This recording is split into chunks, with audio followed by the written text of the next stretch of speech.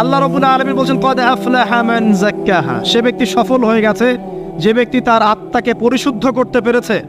ওয়া কদ খাবা মান দাসাহা, যে ব্যক্তি আত্মাকে পরিশুদ্ধ করতে পারে নাই সে ব্যক্তি ধ্বংস হয়ে গেছে। কিভাবে পরিশুদ্ধ করবেন? তিনটা হাদিস আপনাকে আগে শোনাই। এক, আল্লাহ রাব্বুল আলামিনের হাবিব মুহাম্মদ সাল্লাল্লাহু আলাইহি ওয়াসাল্লাম দরুদ পড়েন, বলেন সাল্লাল্লাহু আলাইহি ওয়াসাল্লাম। তিনি বলছেন যে আল্লাহর এমন কিছু বান্দা আছে যারা জান্নাতে প্রবেশ করবে যাদের অন্তরটা হবে পাখির মতো নরম। কার মতো? পাখির মতো। একটা হাদিস শুনলেন। 2 নম্বর হাদিস, আল্লাহর রাসূল সাল্লাল্লাহু আলাইহি ওয়াসাল্লাম বলছেন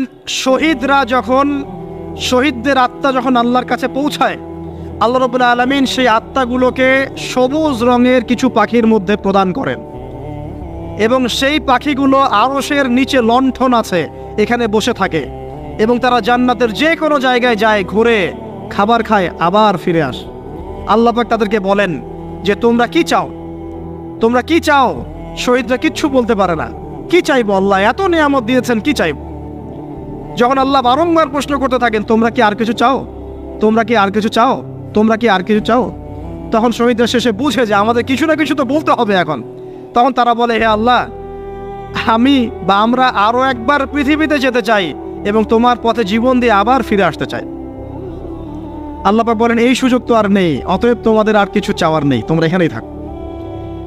আরেকটা হাদিস শোনেন, রাসূলুল্লাহ সাল্লাল্লাহু আলাইহি ওয়াসাল্লাম বলেছেন, এই হাদিসটা ওমর রাদিয়াল্লাহু আনহু থেকে এসেছে যে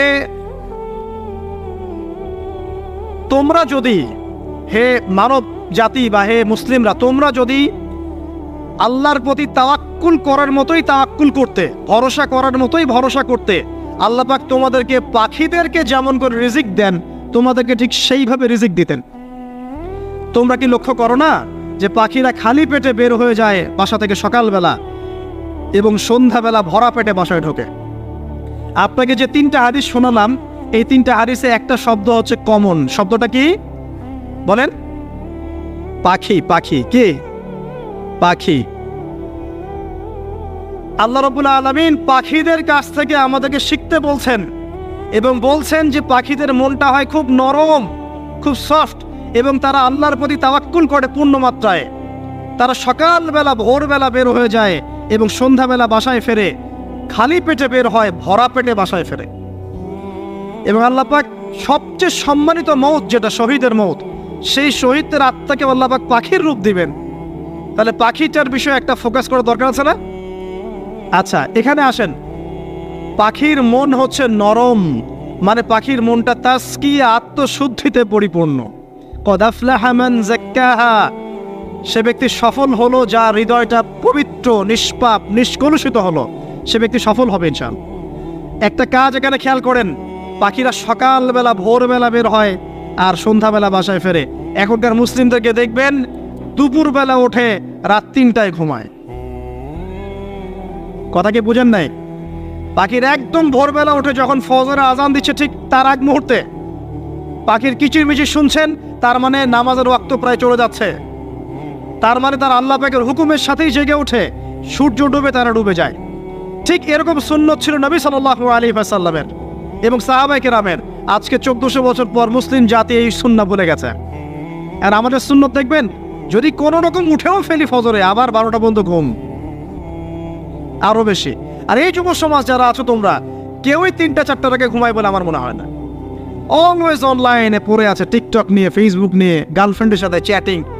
পাখির মতো হতে পারলে পরে মনটা তো নরম হবে, তারপরে না তাসকিয়া অর্জন হবে। পাখির রুটিনটা কি? ভোরবেলা বের হয় আর সন্ধ্যাবেলা বাসায় ঢোকে। অতএব আমরা যদি রাসূলুল্লাহ সাল্লাল্লাহু আলাইহি ওয়াসাল্লামের সুন্নাহ মতো ওই ভোরবেলা উঠতে পারি আর আর্লি নাইট ঘুমিয়ে যেতে পারি এবং সারাদিন যদি রাসূলের সুন্নাহগুলোর উপর আমল করতে পারি, তাসকিয়া অর্জন হবে ইনশাআল্লাহ। কথা বুঝতে পারছেন? 2, পাখির মতো নরম মন লাগবে। এখনকার আমরা যারা বেঁচে আছি আমাদের মনগুলো কঠিন।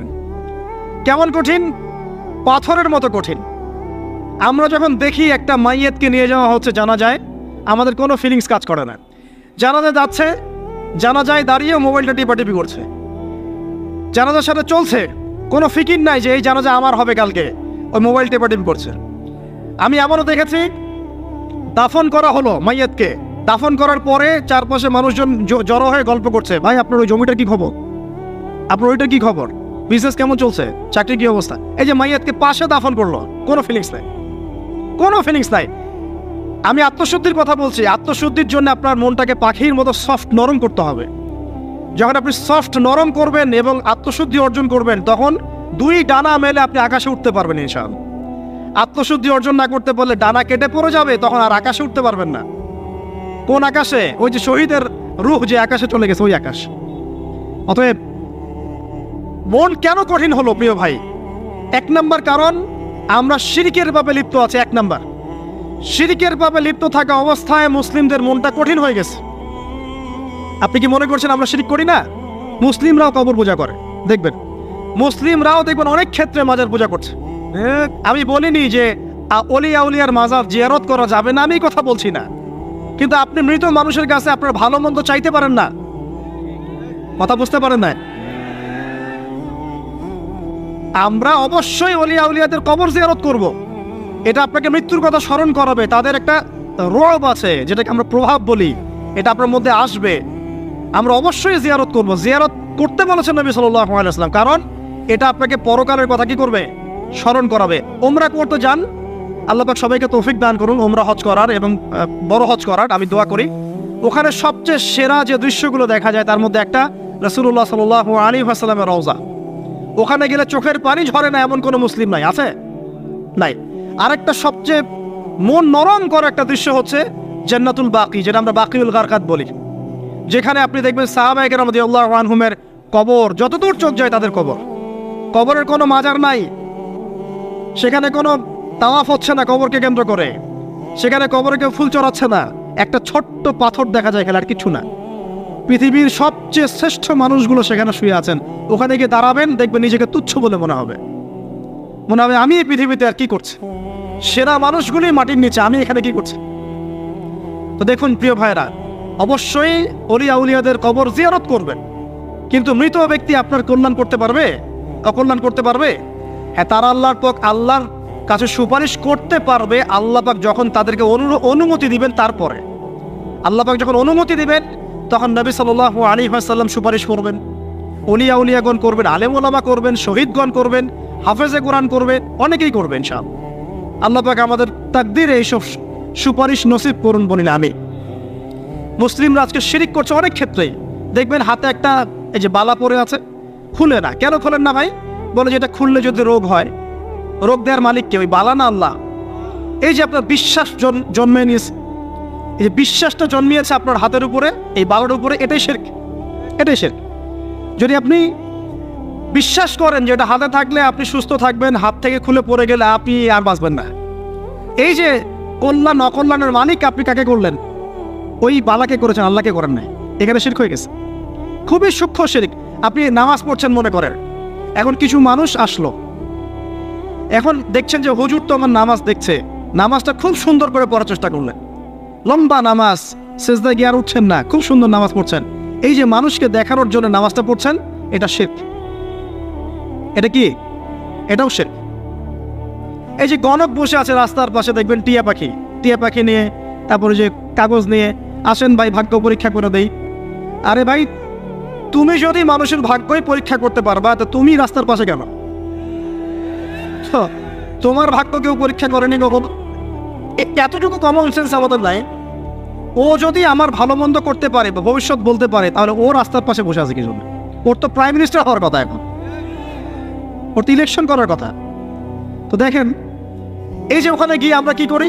ভাই আমার হাতটা দেখে দেন, ভাই আমার অতীত বলে দেন, ভবিষ্যৎ বলে দেন। এবং এগুলো দিন দিন বাড়ছে, কিন্তু এই রাশিফল, কবিরাজি, গণকি, এগুলো দিন দিন বাড়ছে। এবং আমি লক্ষ্য করছি দিন দিন আরেকটা জিনিসও বাড়ছে, সেটা হলো জাদুবিদ্যার চর্চা করা। এবং গ্রামে গঞ্জে কুফুরি বাড়ছে না? কুফুরি করা, তাবিজ করা, বিচ্ছেদ করা, স্বামী স্ত্রীর বিচ্ছেদ করা, মেয়েকে বশ করা, সন্তানকে বশ করা বাড়ছে না? সবই শিরক, এগুলো সবই কুফুরি। এগুলো মুসলিমরা করছে না। মুসলিমরা এসব শিরকে লিপ্ত আছে বলেই তো অন্তর কঠিন হয়ে গেছে। ফাকাসাত কুলুবুহুম, তাদের অন্তর কঠিন হয়ে গেছে। তো একটা হাদিস বলে এখানে খালি, নবী সাল্লাল্লাহু আলাইহি ওয়াসাল্লাম বলছেন, যদি কেউ কোনো গণকের কাছে যায়, গিয়ে বলে দেখেন তো আমার হাতটা একটু, ও কিন্তু বিশ্বাস করে না যে এ ভবিষ্যৎ বলতে পারে, খালি এমনি বলেছে একটু দেখেন তো, বলার সাথে সাথেই 40 দিনের নামাজ কবুল হবে না। আর যদি তার বলা কথায় বিশ্বাস করে যে হ্যাঁ তোমার ভবিষ্যৎ খুব ভালো, তুমি চাকরি পাবা, এটা করবা সেটা করবা, এবং সে বিশ্বাস করলো হ্যাঁ এটাই হবে, তখন নবী সাল্লাল্লাহু আলাইহি ওয়াসাল্লাম বলছেন সে যেন আল্লাহর পক্ষ থেকে যা নাজিল হয়েছে, মানে এই যে কোরআনুল কারীম, এই কোরআনকে যেন সে অস্বীকার করলো, মানে কুফরি করলো। এগুলো আমরা করছি না ভাই? অনেক কিছু করছে। আমরা স্তম্ভের পূজা করছি, অনেক মুসলিম আগুনের পূজা করছে। আগুন জ্বালিয়েছেন, মাথা নত করছেন কেন? আগুনের সামনে আপনি মাথা নত করবেন কেন? আপনি একটা স্তম্ভের সামনে, গাছের সামনে দাঁড়িয়ে মাথা নত করে ধ্যান করবেন কেন? আপনি মেডিটেশন করছেন কি জন্য? আপনাকে নামাজ দেওয়া হয় নাই? 5 ওয়াক্ত নামাজ দেওয়া হয় নাই? নামাজের চেয়ে বড় মেডিটেশন কিছু আছে নাকি? আপনি ধ্যান করছেন কি জন্য? অনেক মুসলিম তো জিনেরও উপাসনা করছে, জানেন? অনেক মুসলিম জিনকে তাবে করার চেষ্টা করছে। আর জিন বলে একটা জাতি আছে, এটা সত্য। এরকম প্রতিটা ক্ষেত্রে শিরক আছে। শিরক কথায় আছে, কাজে আছে, বিশ্বাসে আছে। দেখবেন মুসলিমরাই আল্লাহ ছাড়া অন্য কারো কাছে দোয়া করছে, মুসলিমরা নজর মানত করছে অন্য জায়গায়, আল্লাহর জন্য নজর মানত করছে না, অন্য কাউকে সন্তুষ্ট করার জন্য করছে। সন্তান হয় না, এখন কি হবে? সন্তান হয় না তো অমুকের কাছে যাও, সেখানে গিয়ে বকরি জবাই দাও, সন্তান হবে। সুবহানাল্লাহ। তো এই পদ্ধতি ইব্রাহিম আলাইহিস সালামের জানা ছিল না, যে শেষ বয়সে তিনি বলছেন রব্বি হাবলি মিনাস সালিহিন। আপনি দোয়া করতে পারেন না? সন্তান হবে না কেন? আল্লাহ পাক তাকদিরে লিখে রাখলেন, অবশ্যই হবে। আর আল্লাহ পাক তাকদিরে না লিখলে কিভাবে হবে? তাকদিরে যে ব্যক্তি বিশ্বাস করে না সে ব্যক্তি হতাশ হয়। যা কিছু হচ্ছে আমাদের জীবনে সবই তাকদির, এর বাইরে একটা মানুষও যেতে পারবে না। তো প্রিয় ভাইরা, কথায়, কাজে এবং চিন্তায় আমরা অনেক শিরিক করছি। শিরিকের কারণে আমাদের অন্তর কঠিন হয়ে গেছে। আরো কেন কঠিন হচ্ছে? বেদাত। আমল করছেন নবীর সুন্নত মানার জায়গায় অন্য কিছু আপনি করছেন, এমন কিছু আমল করছেন যেগুলোর সাথে রাসূলের সুন্নতের কোনো সম্পর্ক নাই এবং সাহাবীদের সুন্নতেরও কোনো সম্পর্ক নেই। এই ক্ষেত্রে গিয়ে আপনি বেদাত করছেন, বেদাত করে অন্তর কঠিন হয়ে যাচ্ছে। অন্তর কঠিন হওয়ার একটা বড় কারণ হচ্ছে হারাম রিজিক। যখন আপনি হারাম রিজিকে যাচ্ছেন, সুদ, ঘুষ, আপনার দুর্নীতি, আপনার এই যে অন্যের সম্পদ আত্মসাৎ করা, হালাল হারামের পরোয়া না করা, এই রিজিক দিয়ে যখন আপনি আপনার দেহ, রক্ত, মাংস গঠিত হচ্ছে, আপনার কলবটা শক্ত হয়ে যাচ্ছে। আমি কি বুঝাতে পারছি না? হারাম রিজিক যখন আপনার শরীরে ঢুকছে, অন্তরটা শক্ত হয়ে যাচ্ছে। একটা হাদিস যথেষ্ট। আল্লাহ রাসূল বলেছেন, ইন্নাল্লাহা তাইয়্যিব লা ইয়াকবালু ইল্লা তাইয়্যিব। আল্লাহ পাক পবিত্র সত্তা, তিনি পবিত্র ছাড়া কবুল করেন না। আপনি 10টা হজ করে আসেন, চুরির টাকা দিয়ে, ডাকাতির টাকা দিয়ে, আত্মসাতের টাকা দিয়ে, দুর্নীতির টাকা দিয়ে, যদি কবুল হয় তাহলে কোরআন সুন্নাহ মিথ্যা হয়ে যাবে। নাউযুবিল্লাহ। কথা কি বুঝতে পারছেন না? আল্লাহ রাব্বুল আলামিন বলছেন আল্লাহ পাক পবিত্র ছাড়া কবুল করেন না। হারাম রিজিক দিয়ে ইবাদত কবুল হয় না।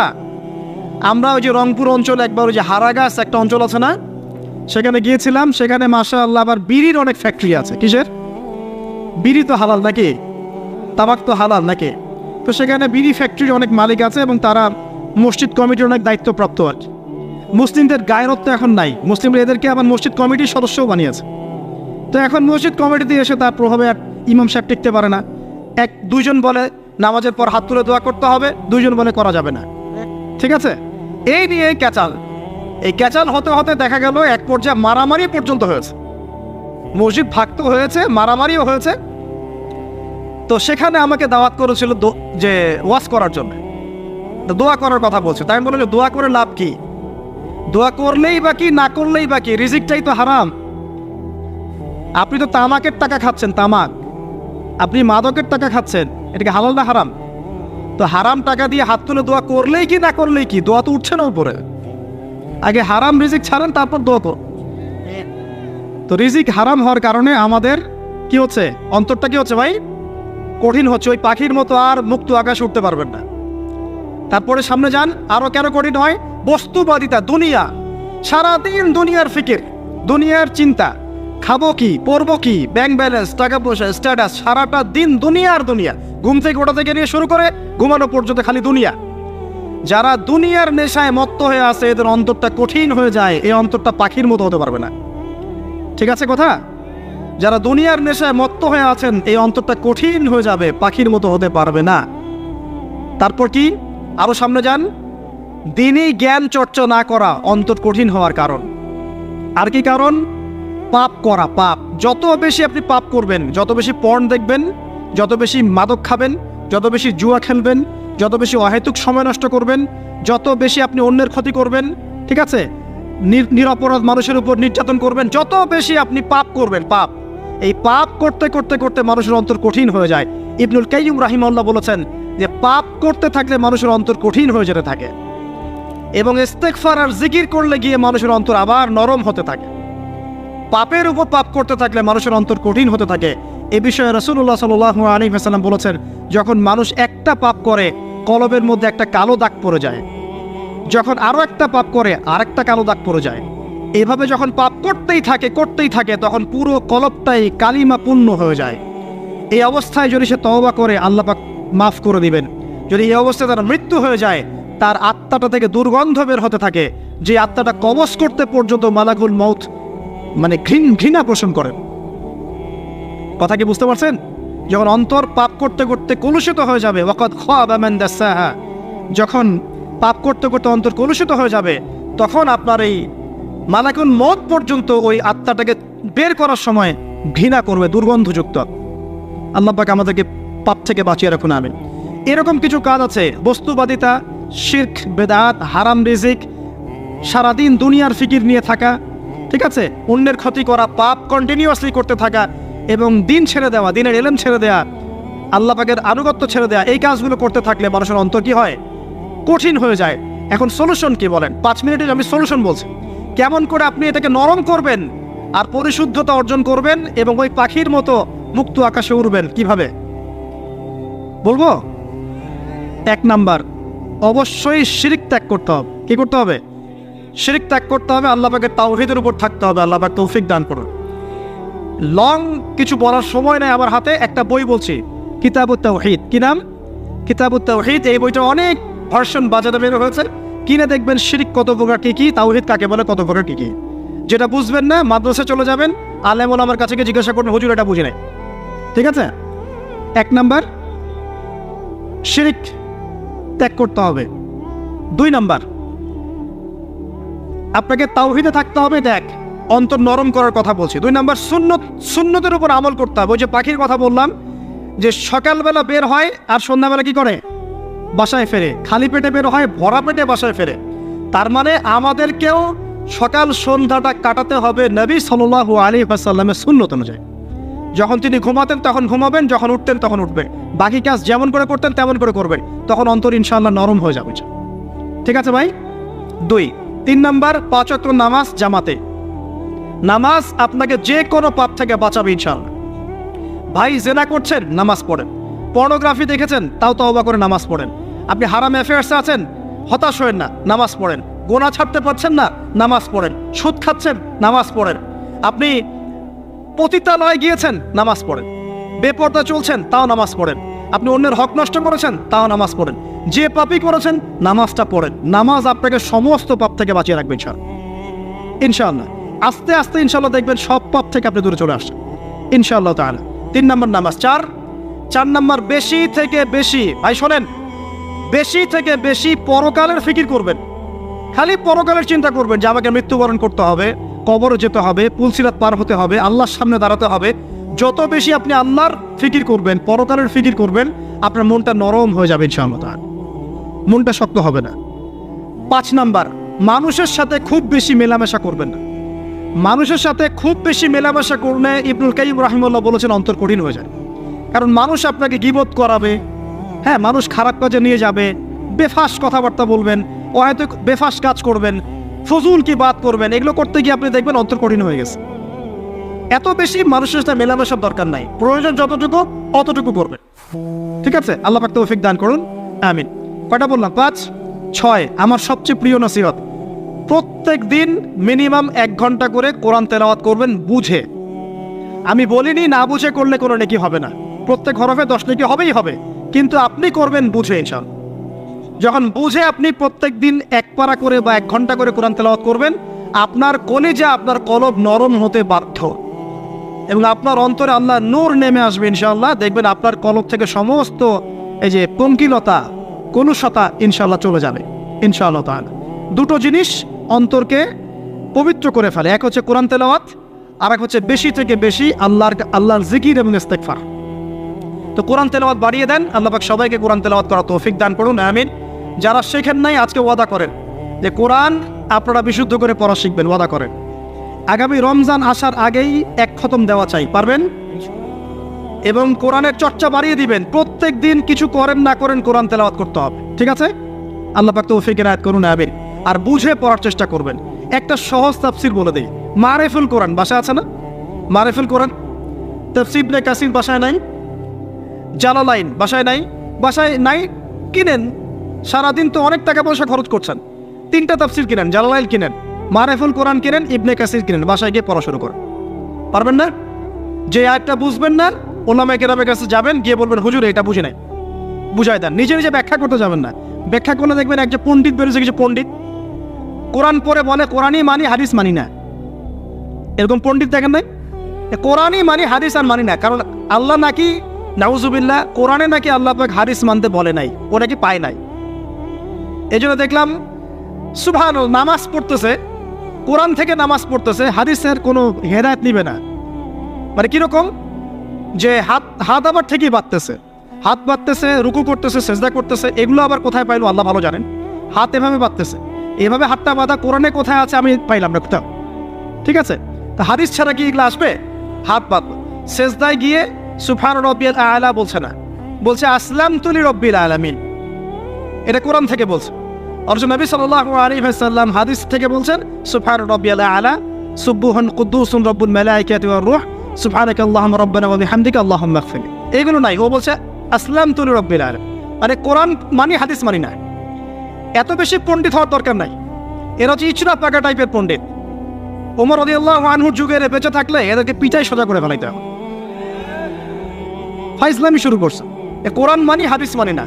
আল্লাহ পাক কোরআনে বলছেন ওয়া মা আতাকুমুর রাসূলু ফাখুযু, রাসূল যা দিয়েছেন তা গ্রহণ করো। ওয়া মা নাহাকুম আনহু ফান্তাহু, রাসূল যা নিষেধ করছেন দূরে থাকো। রাসূল যা দেন সেটা হাদিস না, রাসূল যা দেন সেটা সুন্নাহ না।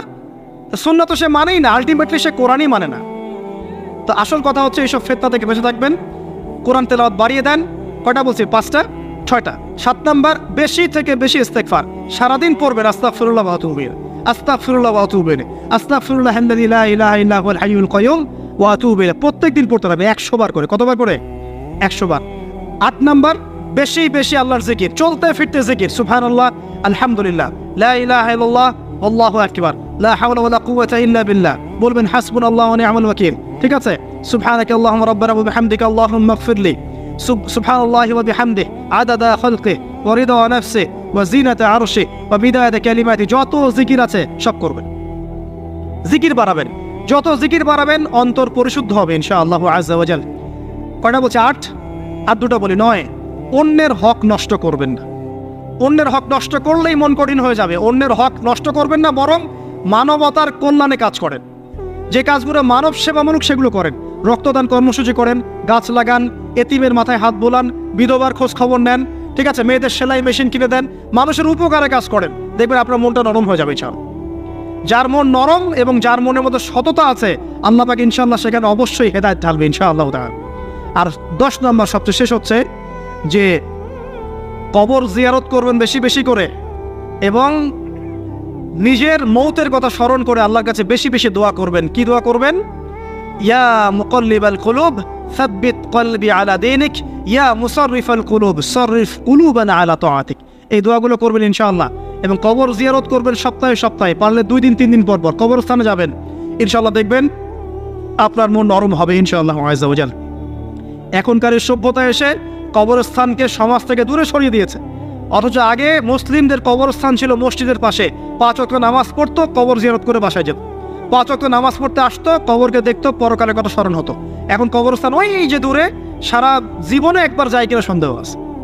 এই 10টা কাজ যদি আপনারা করতে পারেন ইনশাআল্লাহ তাআলা, আমাদের কলবটা ইনশাআল্লাহ নরম হবে, আত্মশুদ্ধি অর্জিত হবে। আর এগুলোর পাশাপাশি অবশ্যই আল্লাহওয়ালা, আত্মশুদ্ধিওয়ালা মানুষের সহমতে গিয়ে থাকবেন।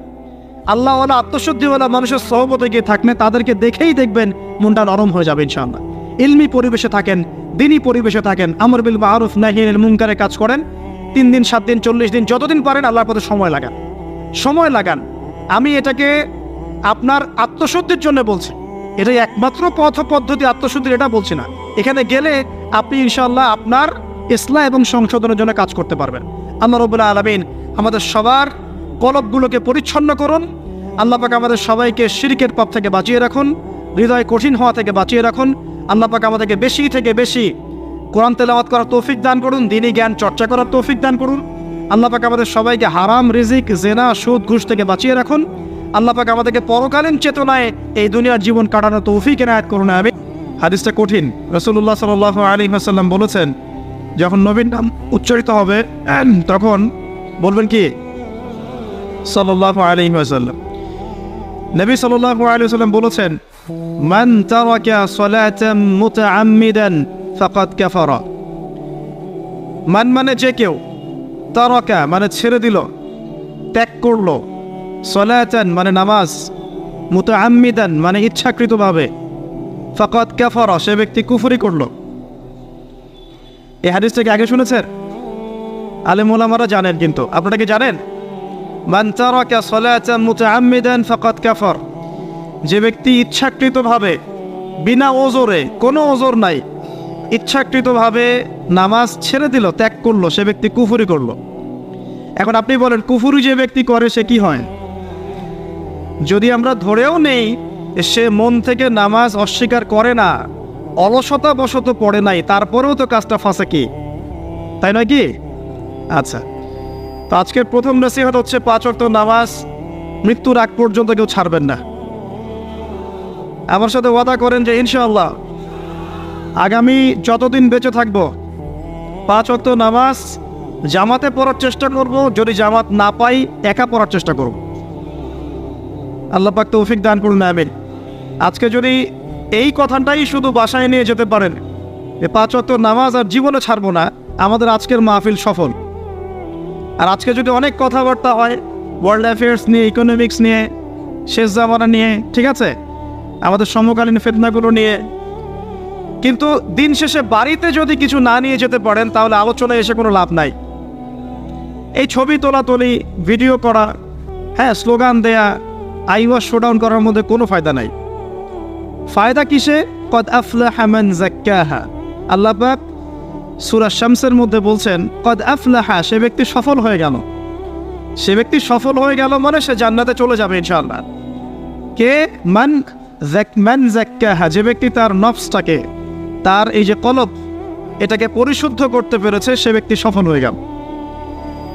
ওয়াকাদ খাবা মান দাসাহা, যে ব্যক্তি তার নফসটাকে পরিশুদ্ধ করতে পারলো না, সে ব্যক্তি ধ্বংস হয়ে গেল। নফস কিভাবে পরিশুদ্ধ হবে এটা আমাদের আজকের আলোচনার টপিক।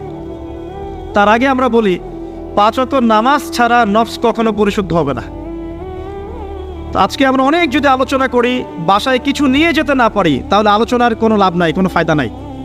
মানুষকে দেখানো, তাকবীর দেয়া, এই যে আমাকে প্রোটোকল দিয়ে নিয়ে আসলেন, ঠিক আছে, ভালোবাসা ভালোবাসার জায়গায়, কিন্তু দিন শেষে যদি আমরা আল্লাহর সামনে আত্মসমর্পণ করতে ব্যর্থ হই তাহলে এই মাহফিলগুলোর বরকত নষ্ট হয়ে যাবে।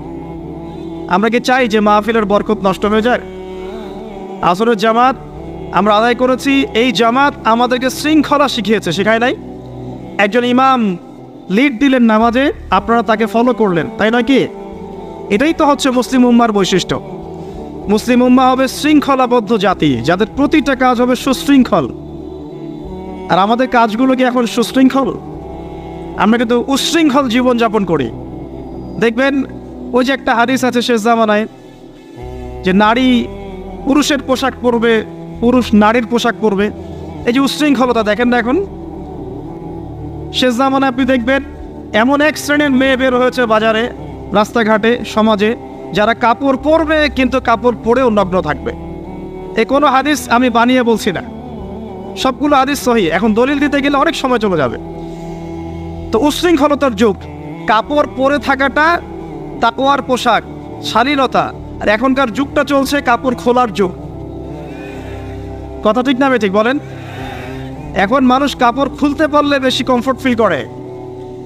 আর আপনারা জানেন না, এই মহাবিশ্বে আমাদের পিতা এবং মাতা আদম এবং হাওয়া আলাইহিস সালাম, তাদেরকে সর্বপ্রথম কে নগ্ন করে দিয়েছিল জানেন? ফালাম্মা যাকা শাজারা, যখন আমাদের পিতা মাতা ওই গাছের কাছে চলে গেলেন। কোন গাছ? যেটা আল্লাহ পাক বলেছিলেন ফালা তাকরাবা হাযিহি শাজারা, ওই গাছের কাছে যখন তারা চলে গেলেন, তার ফল খেয়ে ফেললেন, বাদাত লাহুমা সাওআতিহিমা, তাদের এই যে পোশাকটা, এই পোশাকটা খুলে পড়ে গিয়েছিল এবং লজ্জাস্থান উন্মুক্ত হয়ে গিয়েছে। তো সর্বপ্রথম আমাদের পিতামাতাকে নগ্ন করে দিয়েছিল কে? ইবলিস। এখন যারা মুসলিমদের গা থেকে কাপড় খুলে ফেলতে চাচ্ছে, এরা তাহলে কার অনুসারী? দলিল কি পেয়েছেন? বানিয়ে বলি নাই, সূরা আরাফ পড়েন, পেয়ে যাবেন ইনশাআল্লাহ। কোন সূরা? সূরা আরাফ। প্রথম নসিহত প্রিয় ভাইরা, এই যুগটা হচ্ছে উশৃঙ্খলতার যুগ। এই যুগে মানুষ আল্লাহ পাকের হালালকে খুব কমই পরোয়া করে। আল্লাহর হালালকে মানুষ হারাম করে নিচ্ছে, আর আল্লাহর হারামকে মানুষ হালাল করে নিচ্ছে। আল্লাহ পাকের বিশাল একটা হারাম হচ্ছে সুদ বা রিবা, আর এখন আমাদের উপর রিবা হয়ে গেছে ওয়াজিব। নাউজুবিল্লাহ। একটা দেশ নাই যেটা সুদমুক্ত, একটা জেলা পাবেন না সুদমুক্ত, একটা গ্রাম, থানা, ইউনিয়ন পাবেন না সুদমুক্ত। নবীজি এই যুগের কথাই হয়তোবা বলেছেন, যে যুগে মানুষ সুদ থেকে বেঁচে থাকতে চাইলেও সুদের ছিটা ফোঁটা গিয়ে তার গায়ে লাগবে। মনে করেন আপনি একটা কনস্ট্রাকশন করেছেন, একটা সুদী প্রতিষ্ঠান থেকে লোন নিয়েছেন, এখন আপনি ওই কনস্ট্রাকশনটা ভাড়া দিয়েছেন। সেখানে মনে করেন আমি ভাড়া নিয়েছি, আমি আপনাকে মাসে মাসে ভাড়া প্রদান করছি, আপনি সেই ভাড়ার টাকাগুলো কালেক্ট করছেন, করে সেই প্রতিষ্ঠানের লোন শোধ করছেন। প্রত্যক্ষভাবে না হলেও আমি কিন্তু পরোক্ষভাবে সুদে হেল্প করছি। আমি বুঝাতে পারছি না মনে হয়।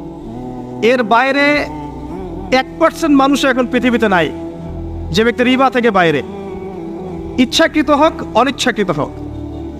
আর এই প্রসঙ্গ আসলে আমি 2-4টা কথা না বলে থাকতে পারি না।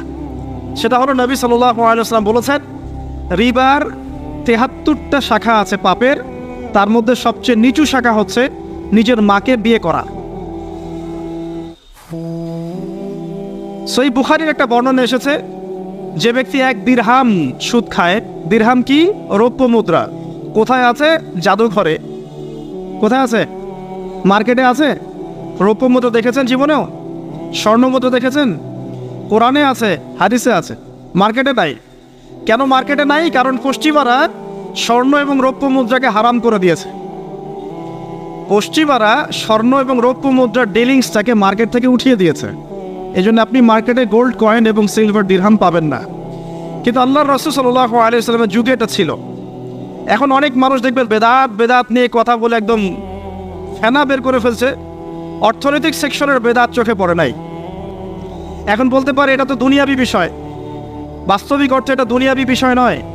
কারণ এই পেপার মানির মধ্য দিয়ে, ইলেকট্রনিক মানির মধ্য দিয়ে আপনার সম্পদকে সিজ করে চুষে খাওয়া হচ্ছে, আপনি বুঝতে পারছেন না। এখন প্রতারণা করা কি জায়েজ না জায়েজ? শোয়েব আলাইহিস সালামের নাম শুনেছেন?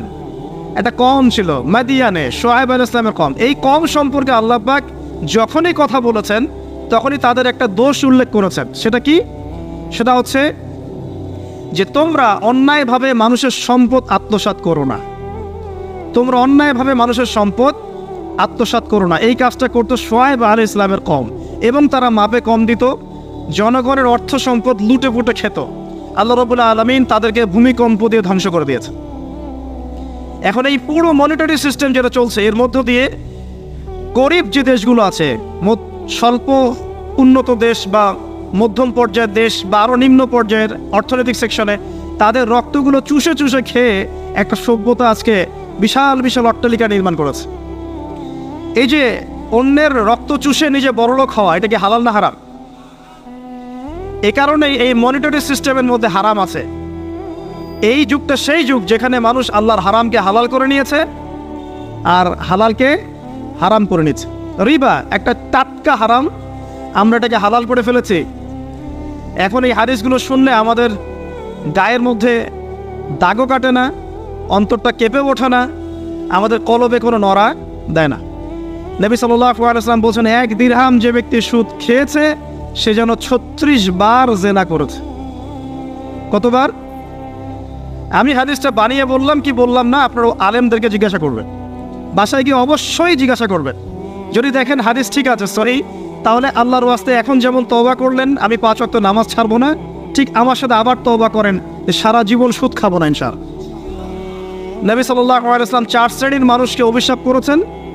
এক শ্রেণী যে সুদ খায়, 2 নাম্বার যে দেয়, 3 নাম্বার যে সাক্ষী থাকে, 4 নাম্বার যে লিখে রাখে।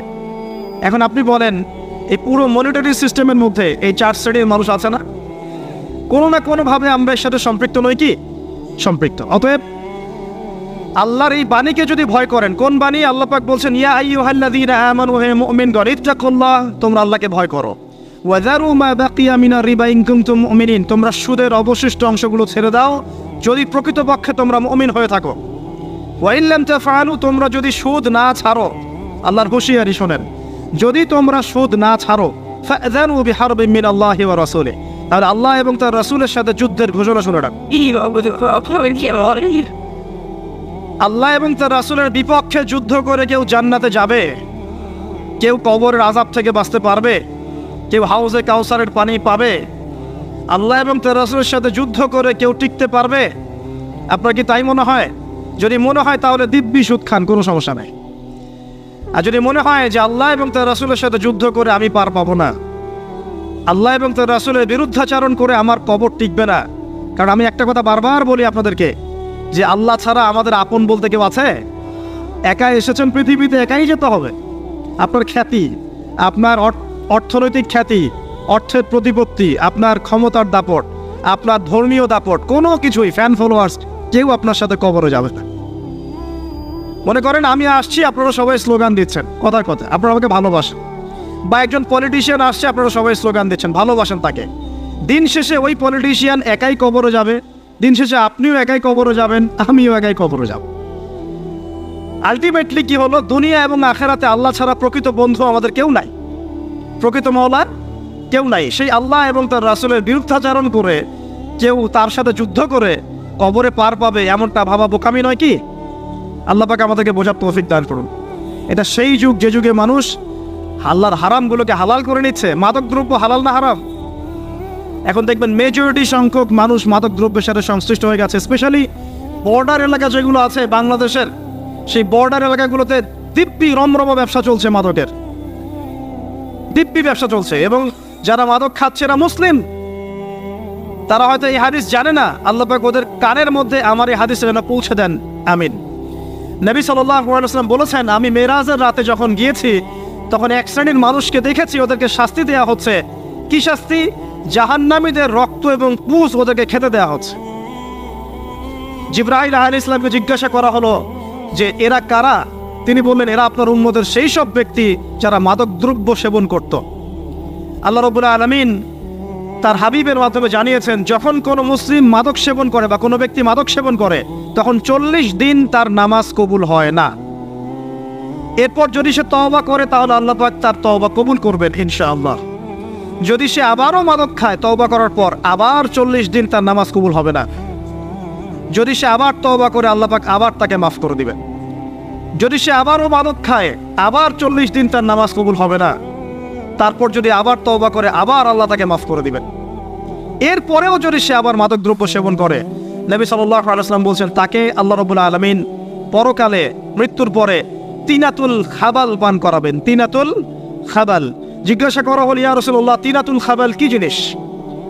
নবী সাল্লাল্লাহু আলাইহি ওয়াসাল্লাম উত্তর দিচ্ছেন, এটা হচ্ছে জাহান্নামীদের রক্ত, মাংস, এগুলো পুড়ে পচে যে রসটা বের হবে, এটা হচ্ছে তিনাতুল খাবাল। এই যে দুনিয়াতে যারা ওয়াইন খাচ্ছে, শ্যাম্পেইন, ওয়াইন, বিয়ার, তারপরে যে কি ভোদকা, হ্যাঁ, গাঁজা, হেরোইন, ফেন্সিডিল, ইয়াবা, একটা বিষয় শোনেন, কি কারণে আপনি সেখানে যাচ্ছেন?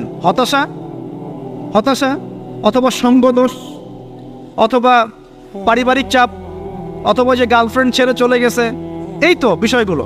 কি কারণে মানুষ মাদকের কাছে যায়? কেন যায়? কারণটা কি? আমরা যখন ফিলোসফি পড়তাম তখন একটা তত্ত্ব পড়ানো হয়েছে আমাদেরকে। তত্ত্বটার নাম হচ্ছে কার্যকারণ তত্ত্ব। মানে প্রত্যেকটা কাজের পিছনে একটা কারণ থাকে, ঠিক আছে? এই যে মুসলিমরা নামাজ পড়ে কেন? আল্লাহর জন্য। মুসলিমরা যাকাত দিবে কেন? আল্লাহকে সন্তুষ্ট করার জন্য। মুসলিমরা প্রতিটা কাজ কেন করে? পরকালের স্বার্থে। পরকালের স্বার্থ নাই, আমি নাই। যে কাজে পরকালের স্বার্থ নাই সে কাজে মুসলিমরা নাই। তাই প্রতিটা কাজের পিছনে একটা কারণ থাকে। দেখবেন কেন সে সুদ খাচ্ছে? তার পরিবারের স্বার্থে। কেন সে ঘুষ নিল? তার ছেলে মেয়ের উন্নয়নের জন্যে। কেন সে দুর্নীতি করছে? বিকজ সম্পত্তি অর্জন করে সে তার ভবিষ্যৎ প্রজন্মকে সিকিউর করতে চায়। কেন সে মাদক খেলো? ওই যে গার্লফ্রেন্ড ছেড়ে চলে গেছে তাই। কেন মাদক খেলো? ওই যে এক বন্ধু মাদক খায়, সে ডাকছে আয় একটা টান দে, সঙ্গদোষ। কেন সে মাদক খেলো? পরিবারের চাপ, হতাশা। কেন মাদক খাচ্ছে? চাকরি পায় না, বেকার, মাদক খাচ্ছে। মানে মেন্টাল চাপগুলো নিতে পারছে না, সে মাদক খাচ্ছে। সবচেয়ে বেশি মানসিক চাপ কাদের উপর আসে জানেন? 1 নম্বর নবীগণের উপরে, 2 নম্বর আল্লাহর সৎ বান্দাদের উপরে, তারপর যার ইমান যত উঁচু তার উপর মানসিক চাপ তত বেশি আসে। এখন যদি মানসিক চাপের সলিউশন মাদকই হবে, তাহলে তো আমাদেরই মাদক খাওয়া দরকার ছিল, নাউজুবিল্লাহ। আর আমরা যে পরিমাণ মানসিক চাপ ফেস করি তা চিন্তাই করতে পারবেন না। যে যত বড় দায়িত্বশীল, যারা পলিটিশিয়ান, ওদেরকে জিজ্ঞাসা করবে তারা কি পরিমাণ মানসিক চাপ নিয়ে ঘোরে। আপনার কাছে মনে হচ্ছে যে একটা ক্ষমতা পেয়েছেন, খুব মানে উনি অনেক বড় ক্ষমতাধর, উনি অনেক ভালো আছেন, উনি মোটেই ভালো নাই। ওনাকে জিজ্ঞাসা করেন, উনি মোটেই ভালো নাই। এই মানুষের যে পেরেশানি, যে চাপ, এগুলো নিতে নিতে তার স্ট্রোক হয়ে যাচ্ছে, হার্ট স্ট্রোক হচ্ছে, ডায়াবেটিস হচ্ছে, হাই ব্লাড প্রেশার, ইসিজি করো, দেখবেন। এই কারণে মানসিক চাপটা রিলিজ করতে হবে, তাই তো? এই মানসিক চাপ রিলিজ করতে গেলে মাদকই সলিউশন নয়। সলিউশনটা কি? এই যে আমার হাতে এখানে আছে একটা কোরআন। মানসিক চাপ থেকে আপনাকে মুক্তি দিবে আল কোরআনুল কারীম, আর কিচ্ছু না। আরেকটা বিষয় কোরআনের সাথে, সেটা হলো প্রথমে বলেছি 5 ওয়াক্ত নামাজ। আপনি ওযু করে সুন্দর করে 5 ওয়াক্ত নামাজ জামাতে পড়বেন, ডেইলি 1 ঘন্টা করে কোরআন তেলাওয়াত করবেন, সময় পেলে একটু হাদিস পড়বেন, 2-4 টাকা দান সদকা করবেন, ভালো কাজের সাথে থাকবেন, অন্যায় কাজে যাবেন না, ইসলামকে এগিয়ে নেওয়ার জন্য আমর বিল মারুফ নাহি আনিল মুনকারের কাজ করবেন। আপনার চেয়ে সুখী কোনো মানুষ পৃথিবীতে নাই। ওই সুখ যদি ওই যে বুশরা জানতে পারতো না, তাহলে আপনার কলিজার মধ্যে পারমাণবিক বোম মেরে দিত। কথা বুঝতে পারেন নাই? পশ্চিমারা যদি জানতে পারতো যে মুসলিমরা কত শান্তিতে থাকে এসব কাজ করার পরে, তাহলে আমাদের অন্তরের মধ্যে পারমাণবিক বোম মেরে ধ্বংস করে ফেলত। ওরা তো আমাদের সুখ দেখতে পারে না, পারে? প্রকৃতপক্ষে এরা বিশ্বের কোনো ধার্মিক মানুষের সুখই দেখতে পারে না। এরা শুধু মুসলিমদের শত্রু নয়, বরং ধর্মের শত্রু। যারাই ধর্মকে বুকে আগলে রেখে পালন করতে চায়, হোক সে সনাতন ধর্ম বা আমাদের হিন্দু ভাইরা বা খ্রিস্টানিজম বা বুদ্ধিজম, হ্যাঁ, বা মুসলিম আমরা যারা আছি, যারা ধর্মতাত্ত্বিক চিন্তা করে এবং প্রত্যেকেই যদি যার যার ধর্ম ঠিকঠাক মতো পালন করে, সমাজে কিন্তু ফিতনা থাকার কথা নয়। কারণ প্রত্যেকটা ধর্মের মতোই ভালো কাজের কথাই কিন্তু বলা হচ্ছে। তো যারা ধার্মিক, এদের বিরুদ্ধে তারা লেগে পড়ে এবং তারা চায় সারা বিশ্বের মধ্যে ফাসাদ সৃষ্টি করতে। কাদের খাসলত সারা বিশ্বে ফাসাদ সৃষ্টি করা? বলতে পারবেন? আপনাকে আমি দেখাচ্ছি, সূরা কাহফ খুলে দেখেন। যুলকারনাইন একজন বাদশাহ, তিনি মাশরিক মাগরিব সব জয় করেছেন, মানে পূর্ব পশ্চিম পুরোটাই তার রাজত্ব। এত দাপট ছিল সেই বাদশার যে যেদিক দিয়ে যাবে সেনাবাহিনী নিয়ে সেদিকটাই জয় করে ফেলবে। সুবহানাল্লাহ। এবং তিনি উদ্ধত অহংকারী ছিলেন না, তিনি আল্লাহর অনুগত বান্দা ছিলেন। একটা কওমের মধ্যে গেলেন, সেই কওমটা ছিল পাহাড়ের মাঝখানে, 2 পাহাড়ের মাঝখানে। এখন ওই কওম তাকে বলছে, ইয়া যুলকারনাইন, হে যুলকারনাইন, ইন্না ইয়াজুজ ওয়া মাজুজ মুফসিদুনা ফিল আরদ। ভালো করে বোঝেন, হে যুলকারনাইন, নিশ্চয়ই ইয়াজুজ আর মাজুজ এই 2 শ্রেণীর মাখলুক, তারা পৃথিবীতে ফাসাদ সৃষ্টি করে বেড়াচ্ছে। কি করছে? সারা পৃথিবীতে ফাসাদ সৃষ্টি করে বেড়াচ্ছে। ফাহাল নাজআলু লাকা খরজান আলা আন তাজআলা বাইনানা ওয়া বাইনাহুম সাদ্দা। হে যুলকারনাইন, আমরা কি আপনাকে ট্যাক্স দিব, কর দিব, যে আপনি ওদের আর আমাদের মাঝখানে একটা প্রাচীর নির্মাণ করে দিবেন, যে ওরা আমাদের কাছে আর আসতে পারবে না? কারা এটা? ইয়াজুজ আর মাজুজ। এই ইয়াজুজ আর মাজুজকে যুলকারনাইন আলাইহিস সালাম তিনি প্রাচীর নির্মাণ করে দিলেন লোহা এবং এই যে তামা দিয়ে। এরপর তারা আর ওই কওমের ক্ষতি করতে পারলো না। কিয়ামতের আগে আগে তারা বের হয়ে আসবে এবং সারা বিশ্বে ফাসাদ সৃষ্টি করবে। এখনও তারা বের হয়ে আসছে, আমি সেটা বলছি না, কিন্তু এখন পুরো বৈশ্বিক প্রেক্ষাপটে যারা বিশ্বে ফাসাদ সৃষ্টি করে বেড়াচ্ছে, এদের মধ্যে এই ইয়াজুজ মাজুজের খাসলত আছে, চরিত্র আছে। দেখবেন ওই দিকে ইউক্রেনকে ব্যস্ত রেখেছে রাশিয়ার এগেনস্টে এবং নিউক্লিয়ার যুদ্ধ বাঁধানোর পায়তারা করছে। এটা অলমোস্ট আমাদের ঘরের কোনায় চলে এসেছে। নকিং অ্যাট দ্য ডোর বলে একটা কথা আছে ইংরেজিতে, একদম ঘরের কোনায়। যে কোনো মুহূর্তে দেখবেন ওয়ার্ল্ডে একটা ম্যাসাকার সৃষ্টি হয়ে গেছে আর কি।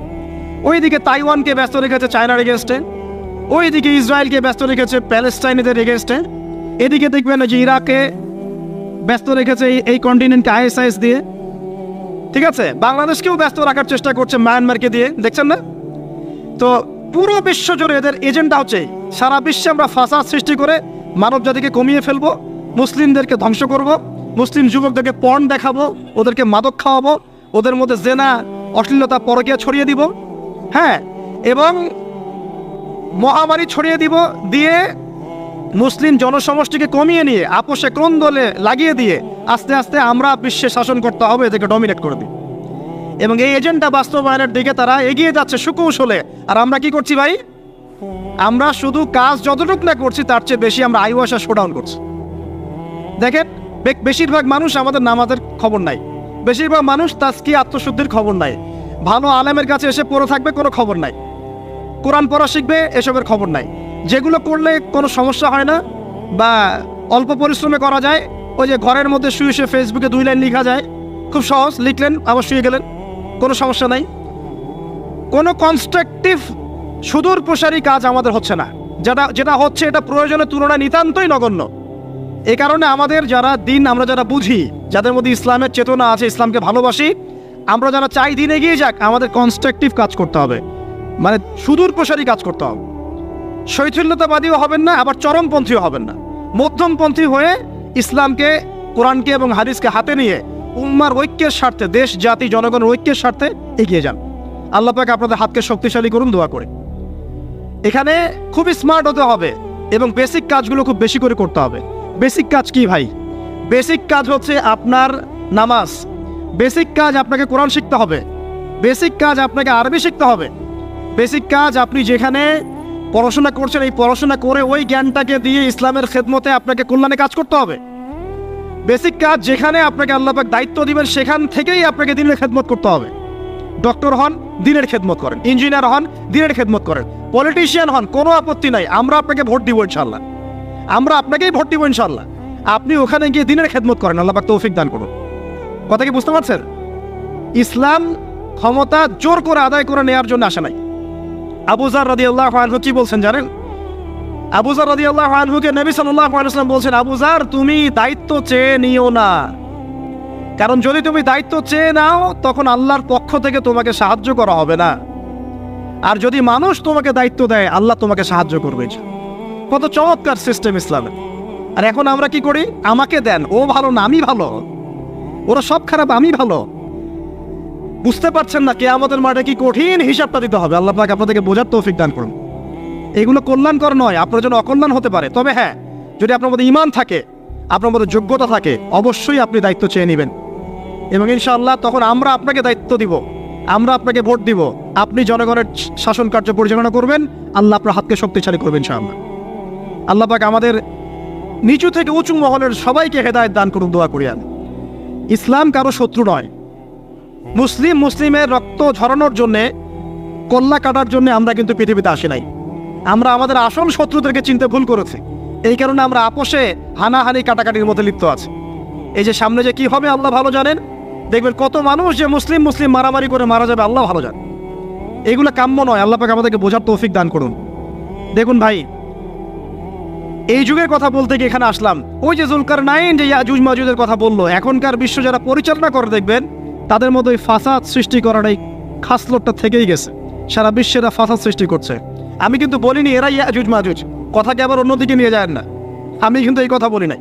আমি বলছি তাদের মধ্যে এই চরিত্র দেখা যায়। এই যুগ সেই যুগ যখন আপনি মাদককে হালাল করে নিচ্ছেন, রিবাকে হালাল করে নিচ্ছেন, বেহায়াপনাকে হালাল করে নিচ্ছেন, কাপড় খোলাকে হালাল করে নিচ্ছেন। আপনি মুসলিম হয়েও দেখবেন শিরকে লিপ্ত আছেন, সুন্নতে লেবাস আছে কিন্তু আকীদার মধ্যে বেদাত থেকে গেছে। আপনি মুসলিম হয়ে হালাল হারাম রিজিকের পরোয়া করছেন না, দিনের বেসিক জিনিসগুলো শিখছেন না। আল্লাহ পাক এই যুগের ফিতনাগুলো থেকে আমাদের মুসলিমদেরকে হেফাজত করুন, আমিন। কিভাবে সাফল্য অর্জন করবেন আমি একটা পয়েন্ট আজকে উল্লেখ করে এই পয়েন্ট থেকে আলোচনা গুটিয়ে নিব ইনশাআল্লাহ। আমি জাস্ট একটা পয়েন্ট বলছি আপনাকে।